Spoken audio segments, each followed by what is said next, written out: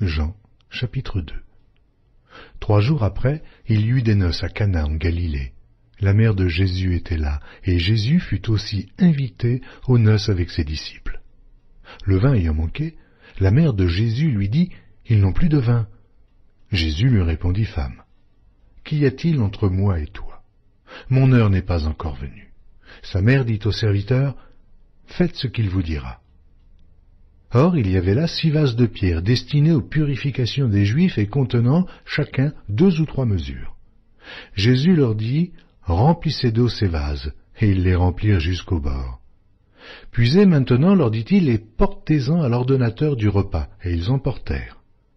Quand l'ordonnateur du repas eut goûté l'eau changée en vin, ne sachant d'où venait ce vin, tandis que les serviteurs, qui avaient puisé l'eau, le savaient bien, il appela l'époux et lui dit « Tout homme sert d'abord le bon vin, puis le moins bon, après qu'on s'est enivré. Toi, tu as gardé le bon vin jusqu'à présent. » Tel fut à Cana, en Galilée, le premier des miracles que fit Jésus. Il manifesta sa gloire et ses disciples crurent en lui. Après cela, il descendit à Capernaum avec sa mère, ses frères et ses disciples, et ils n'y demeurèrent que peu de jours. La Pâque des Juifs était proche, et Jésus monta à Jérusalem.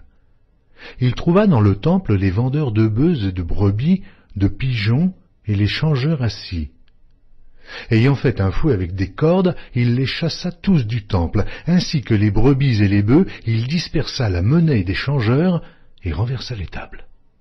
Et il dit aux vendeurs de pigeons, « Ôtez cela d'ici, ne faites pas de la maison de mon père une maison de trafic. » Ses disciples se souvinrent qu'il est écrit, « Le zèle de ta maison me dévore. » Les Juifs, prenant la parole, lui dirent, « Quel miracle nous montres-tu pour agir de la sorte ?» Jésus leur répondit, « Détruisez ce temple, et en 3 jours, je le relèverai. » Les Juifs dirent, « Il a fallu 46 ans pour bâtir ce temple, et toi, en 3 jours, tu le relèveras. » Mais il parlait du temple de son corps.